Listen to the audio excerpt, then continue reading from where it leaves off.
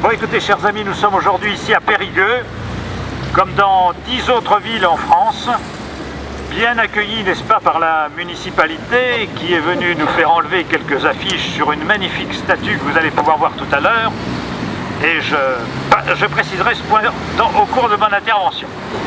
Nous sommes venus pour manifester évidemment contre la chasse, puisque aujourd'hui en France se déroulent de telles manifestations à Paris, à Amiens, à Lille, à Montpellier, à Nice et dans beaucoup d'autres endroits. La chasse, voyez-vous, c'est une activité qui est pratiquée par un nombre sans cesse en baisse de participants.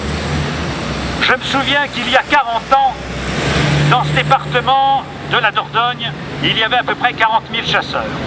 Ils sont aujourd'hui moins de 21 000. Ils étaient 2 500 000 au niveau de la France entière. Ils sont aujourd'hui moins de 850 000, puisque l'an passé, 1 100 000 permis de chasser ont été validés. Et qu'il faut savoir qu'un chasseur peut être titulaire de plusieurs permis. Donc, on pourrait penser que les choses vont bien, en ce sens que leur nombre diminuant, comme le pense d'ailleurs un certain nombre de propagandistes de la chasse, dans 40 ans, la chasse aura disparu. Tous les efforts qu'ils font actuellement, que font le lobby, les lobbies de la chasse, pour recruter des jeunes. Les chasseurs vont dans les écoles, les chasseurs font des journées portes ouvertes pour essayer de drainer à eux des gens qui, par nature, se détournent de leurs loisirs. Et pourquoi le font-ils? Il faut savoir que la chasse pose un certain nombre de problèmes. La chasse pose un problème d'abord par rapport à ce qu'est l'animal. L'animal, nous le savons, n'est pas une machine, n'est pas une chose, n'est pas un objet, c'est un être sensible. Cet être sensible, comme nous, est doté d'un système nerveux lui faisant éprouver le principe du plaisir-déplaisir. Dès lors, le fait de tirer sur un animal occasionne chez lui une souffrance indéniable. On pourrait penser que lorsque l'homme le fait pour se nourrir, il a une excuse valable. On ne peut guère condamner la chasse du pygmée d'Afrique ou de l'Indien d'Amazonie, qui chasse parce qu'il a besoin de cela pour vivre. Mais en Europe, actuellement, l'homme ne tue que pour se distraire, que pour le plaisir, que pour le fait de tromper l'ennui d'un dimanche. Et cela pose un problème éthique fondamental. Comment peut-on accepter l'union, le mariage du plaisir d'un homme et de la souffrance d'un être sensible? Il ne viendrait à personne l'idée de soumettre un chien, un chat, un cheval aux mêmes actes de cruauté qui sont infligés aux chevreuils, aux renards, aux blaireaux et à toute la faune sauvage. Or, les animaux sauvages ne souffrent pas moins que nos amis, les animaux de compagnie, les animaux qui vivent dans nos foyers. Donc, ces animaux qui souffrent tout autant que les animaux de compagnie doivent bénéficier également de la même protection. Il faut aussi savoir que la nature, la biodiversité, comme l'on dit actuellement, se meurt, et que toutes les espèces qui ont disparu dans le monde ont disparu à cause de la chasse. Je ne dis pas que la chasse est la seule et unique cause de disparition de la faune.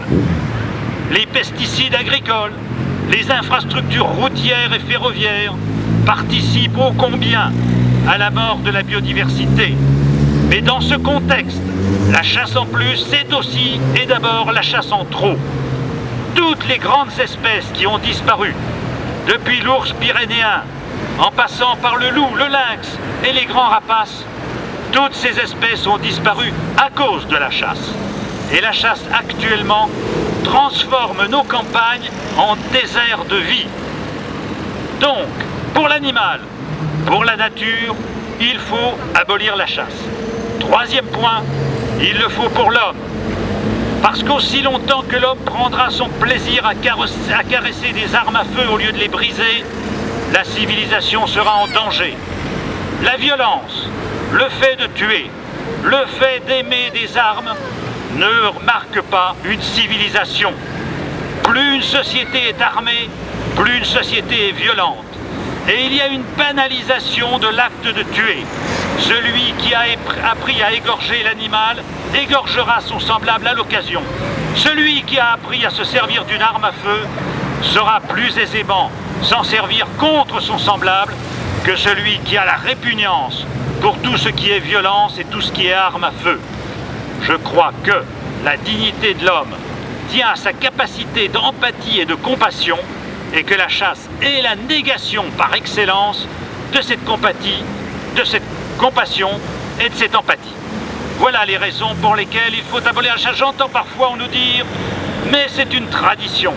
Sans doute, mais combien de traditions gisent dans la profonde poubelle de l'histoire?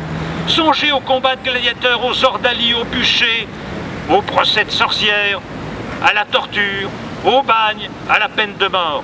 Toutes ces traditions ont été abolies et c'est ce qui fait une civilisation. Alors il faut abolir la chasse-loisir pour que l'homme apprenne le respect du vivant. Je voudrais dire que les Français sont très majoritairement désormais hostiles à la chasse. Toutes les enquêtes d'opinion le prouvent.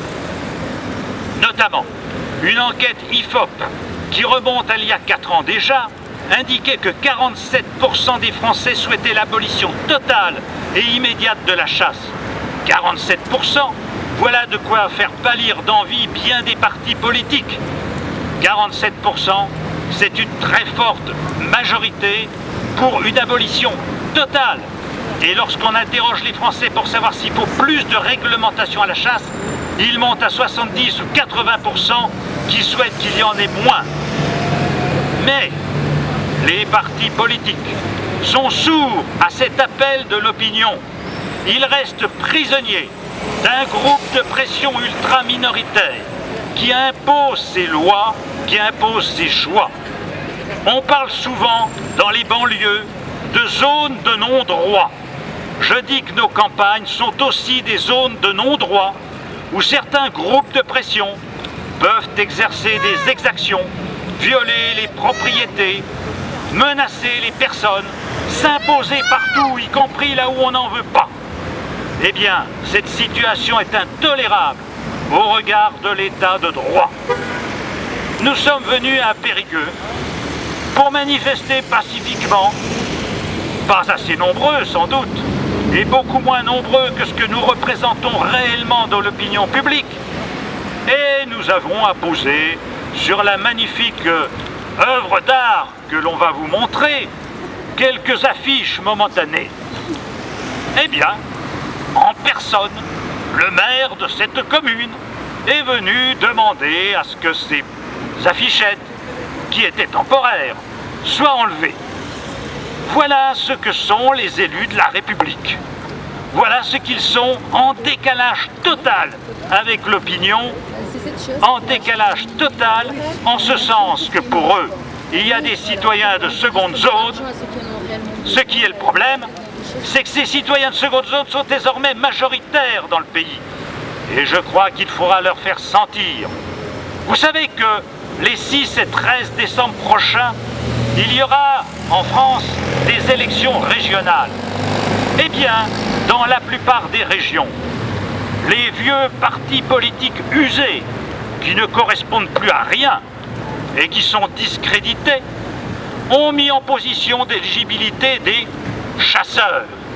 Pour s'occuper de quoi? De l'environnement. Comme si ces gens-là avaient une quelconque compétence pour s'occuper des questions environnementales. Pour ces politiciens un peu fossilisés, l'environnement, c'est une affaire de fusil de chasse. Voyez où ils en sont? Je crois qu'il est grand temps de changer la classe politique, de renouveler la démocratie et de faire que la majorité, que le progrès des mœurs et des manières soit entendu, qu'une nouvelle civilisation s'instaure, fondée sur le respect de tout ce qui est vulnérable, fondée sur la solidarité avec la communauté de misère que sont tous les vivants. Nous ne sommes pas contre l'humanisme, nous sommes pour un dépassement de l'humanisme, pour une accession à ce qu'on appelle le biocentrisme, c'est-à-dire au respect de toute la vie, et ça, c'est un vaste programme. Merci citoyens de l'entendre, de vous mobiliser, de se mobiliser pour que la vie l'emporte sur la mort, pour que la pulsion de vie l'emporte sur la pulsion de mort. Voilà le sens de notre combat.